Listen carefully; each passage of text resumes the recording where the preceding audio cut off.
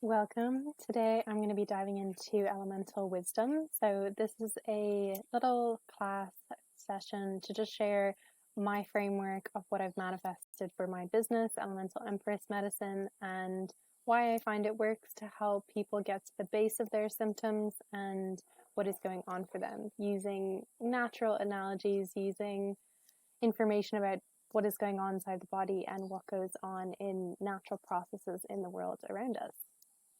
So we're going to dive right in.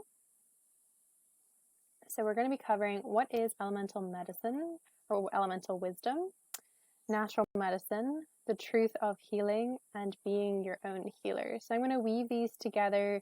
It really is diving into the truth beyond things. And of course, the truth of healing there's not like one truth of healing. Everyone has their own truth. And so this is part of the elemental wisdom, is about supporting people in uncovering that for themselves. In this time, I feel is very important when it's very hard to get the truth anymore from a guru or a book. It's very much we are being called to look within. So we're going to weave all of that together. And just a little bit about me. I'm an entrepreneur. I guide for people on transformational journeys. So I like to guide people through integration from plant medicine journeys. I like to guide people for manifestations to create in their life, removing blockages from their life. So life coaching in a sense, going through months of coaching to cleanse the energy body, cleanse the physical body so that one can really embrace life to the fullest and express the true essence of their soul. So that's my job and I love it. I'm also a doula. I help women to find ways to feel empowered through their birthing experience. I love to write. I'm an author. My first book is coming out this month that I'm recording this. I'm very excited about that. That's quite a big project I've been working on. And yeah, I travel a lot as well, traveled around the world to gain different kinds of perspectives on different kinds of cultures. And that has really supported me in manifesting this business, Elemental Empress Medicine. So if you have any questions along the way, feel free to email me at elementalempressmedicine@gmail.com. I'd be happy to support you. So why did I create this business? So my company was born of a desire to encapsulate the experiences and knowledge I had manifested. So my desire to work with medicine has gone into all avenues, from sickness in my family, resulting in me spending a lot of time in hospital, and then getting interested in anatomy and physiology, nutrition.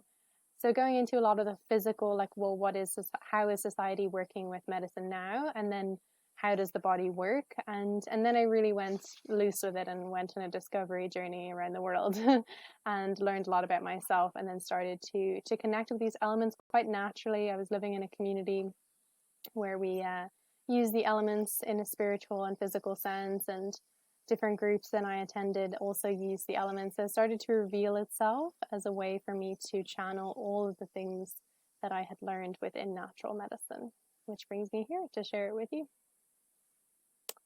So talked a lot about elements.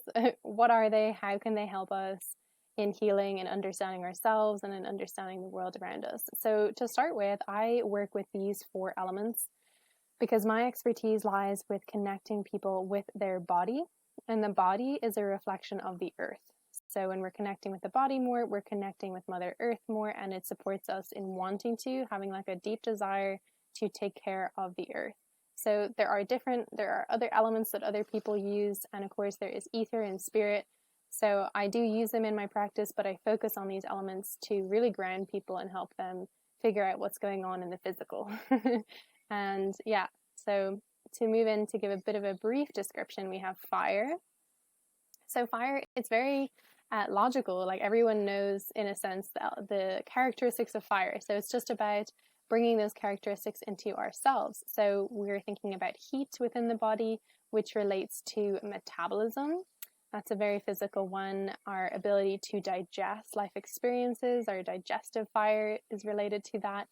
And that's also linked into our passion for life. And in a spiritual sense, it can also go into ancestry. Fire is very good for communicating with ancestors. And a beautiful use of fire is to burn away fears and blockages. So we have that power within us. I love using fire in this way because I find a lot of people saying, yeah, like release your blockages. And it's like, I think a lot of us instinctively know that's what we need to do, but there's a bit of an information gap in a sense of like, okay, well, how do I do that? So fire is there to support us with that. With earth, we have the root chakra, we have birthing, we have food, how we actually interact with the soil, you know, through eating the food and through eating the animals that feed off of the earth. So it's all about that earthly, how are we going to nurture ourselves, like our nourishment. And a lot about grounding as well and structure. This is how it translates for people who are maybe having a racing mind in air or overwhelmed with emotions in water. Earth is a fantastic remedy to get a schedule going, to get times and goals written down. These kinds of physical earthly structures, just like having a home space, is very grounding.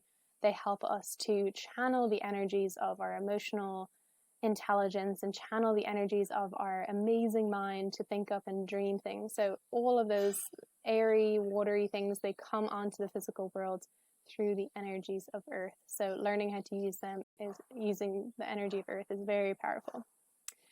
With water, like I mentioned just there, we have the emotional body flowing, and we have essentially communication within the body, and we have cleansing and fasting.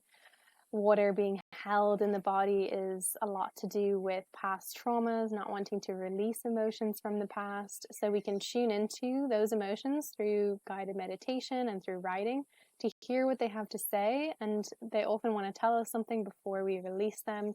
It's great to receive those messages. So water is very powerful in that sense. And some people who are empathetic, very sensitive, tend to be very connected with water, and that can be used as a healing remedy as well. Making sure that they cleanse in the ocean is amazing, and in the shower at the end of the day to wash off other people's energies or the stresses of the day. So if someone's really attracted to water, it can be used as a beautiful medicine, as well as everyone staying hydrated and drinking living water. And so I have another video on here about different types of hydration.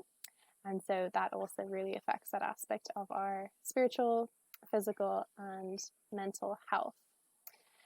With air, it's amazing to think of like what we can dream up in our minds. So that's all about air, manifestation, dreaming those amazing things, and also about breathing. This is a beautiful element. It's a tricky one sometimes as well. It's our point of choice really within the body. It's where we choose to live with every breath, and that can be hard if there's a lot of trauma built up in the body, the emotions are difficult to handle. We can start to experience shallow breathing and anxiety, things like that. So within air, it is the heart chakra, and that is the point where the spiritual, like the spirit, the soul, comes into the body and meets the physical body. So we have the meeting point. So that's why air has so much power, and its medicine is good to have guidance to use because it can be a little bit overwhelming to go on that venture alone. So that's a little bit about the 4 elements. And using fire, air, earth, and water, it's just going back to the basics, supports us in grounding and the belief that we have everything we need within. So it can feel like we need to go to supplements, we need to go to this or that. And of course, those things can be helpful. But if we ground that understanding, that awareness of the world into the elements, it feels very accessible to everyone. Like everyone is their own healer and they can embrace that. Like they can hold that simplicity. They don't feel like they always need to go to someone else for guidance. And so if you have the option, it's nice to maybe enhance your healing journey or your physical experience by seeing different specialists. But at the end of the day, you know you still have everything you need within when you are connected to these basic elements. And no one can ever take these away from you. They're always yours. They're always accessible to you. And there's a relaxation in that. And I say groundedness because it soothes our root chakra, our instinctual, protective panic mode energy. It soothes that part of us that, knows that we're going to be taken care of because we've tapped into something larger than ourselves. So that's why I love using this as a form of natural medicine. And it does lead into the truth of healing. And the truth of healing, I find, is often just so simple. When you care for things, you are cared for. So if we care for our soil, if we care for how our food is grown, if we care for how our waste is managed, if we care for how our thoughts are regulated, and we care for our basic needs in life, like sleep, hydration, rest, stillness, activity, passion, purpose, we just tune into these simple truths, everything just naturally wants to align. It's like the energy wants to align. Like we want to be healed. Our body naturally wants to be in a healed state. So then that leads us to just coming into a state of allowing. And so embracing allowing is challenging when you don't feel like you understand what's going on, when you feel like you are uneducated, like you need to constantly look to someone else for guidance. It's very hard to allow in that sort of mental space. So as we come into the elements, fire, air, earth, and water, we can embrace allowing and see what the world wants to reveal to us, see what our soul wants to share with the world. So that is what I have felt the truth of healing is, and it's what I support all my clients in finding within themselves as well, to find what works for them intuitively and how they feel it is best for them to heal. And it's beautiful to see the transition of them asking me what to do to them telling me this is what I feel is right for me right now. I love hearing those messages and having those calls with people when they have that transitional point. And it's usually, I work with people for, at least 2 months. 2 months is my minimum because it does take a little bit of time for that transition to occur. But it's magical and lifelong. So what does being your own healer actually look like?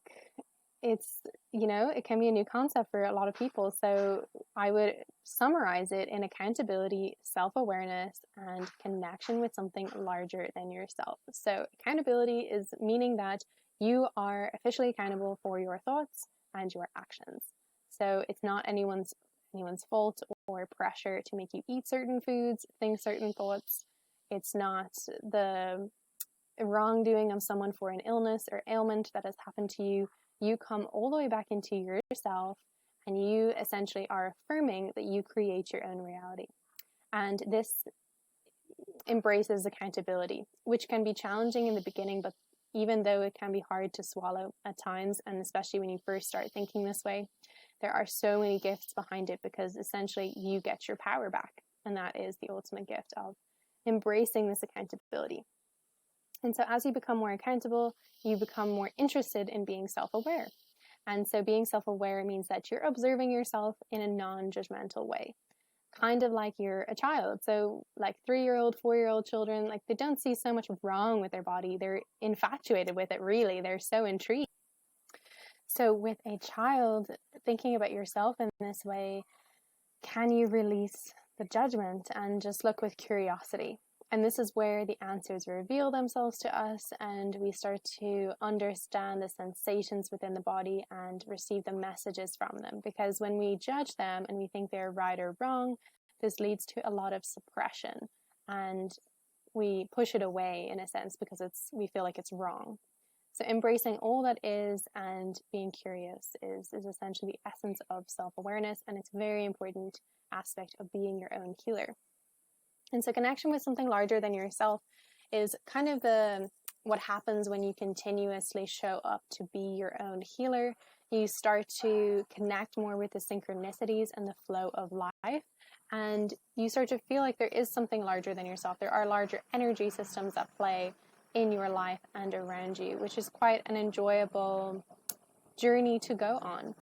And lastly, we have connection with something larger than yourself. So this comes over time as you embrace this lifestyle of being your own healer. You start to feel and see the synchronicities in life, the flow of energy, and embracing the elements as well. There's a groundedness and a connection to the earth, the world around you, and then through meditation and scanning the body, there's a connection to the world within you. And as you connect to those energies, it just becomes natural to understand that we are connected to the moon cycles, the moving of the sun, the cycle of the day, all of these different things, the type of energy that we eat. And we see our piece in it all, and we see how interconnected it is when we have this level of awareness and we are viewing our our world from ourselves and as a reflection of what we believe, seeing the world as something that we create from our understanding of it. So it's an interesting journey, and it is something, as you build that relationship with yourself to be your own healer, it's the gift that keeps on giving, is what I have found for sure. And so how do you tap into the wisdom of the elements today? It doesn't, again, have to be very complicated. It's quite a simple process, starting with slowing down. So slowing down leads to you observing more. Slowing down as well is about less noise, less things on the to-do list, less things to keep you constantly busy. So in those spaces in between, sometimes even boredom, we start to observe and notice things, and we kind of come into this liminal space at times where ideas can flood to us, and this connection can grow between us and the world around us when we're not so busy running through it. And we lead into this connection phase where we start to connect with our body because we're just taking moments to listen into it. We connect with the world around us because we're taking time to observe it. And as we observe things in the natural world, we start to see similarities between how the natural world is related to us. And we start to use more nature analogies, and things like that will start to come through our voices. So if we're spending a lot of time with technology and in cities, that is the understanding we have of the world. That's the analogies, and that's the depth in which we feel connected. And so when we start to spend more time in natural spaces, in different diverse even spaces around the world, we get more understanding of how everything is interconnected, and we feel more at home, I think, when we spend time in more nature. So observe, slow down, observe and connect. And this, translating it all the way back into your kitchen even, it doesn't have to be that you're sitting in a forest. In your kitchen, you have water flowing out of your tap, you have nourishment, earthy food in the fridge, you have the air that you're breathing as you're cooking, the quality of the air in your home space. You have the fire that cooks your food, the heat that warms up your tea. So noticing it in these small things as well in your daily life. And this really helps to build an understanding of how the elements can support you. And lastly, opening to wisdom. So it's really a passive process. And it comes from dropping into the body. It comes from being in a certain type of brainwave, in a meditative state, in a relaxed state. We are in a receptive mode. Of course, it is obviously helpful to be in a driven mode, to get things done, to move energy, to do things in our life. It's amazing. And with that balance, we have this dropping into the body and bringing our nervous system into a state of relaxation. And this is where we receive these things. So it's not like I need to learn how to receive, or I need to try and push and control this. It's very much more like, as much as you can surrender to the energies within and around you, is as much as the wisdom you will receive from them and from yourself. So embracing this passive process through relaxation, which is quite nice, to be told that you can have all this wisdom when you just relax. So stay in touch if you have any questions. This is quite a diverse topic. I went into lots of different things there. So you can send on anything to elementalempressmedicine@gmail.com. I also have a blog in the elemental structure at www.elementalempressmedicine.com. And I also share about the elemental wisdom and other events that I'm speaking in, things like that, at my Instagram at Keeva Dagg. So it's beautiful to connect and share these things with you. Thank you so much for watching.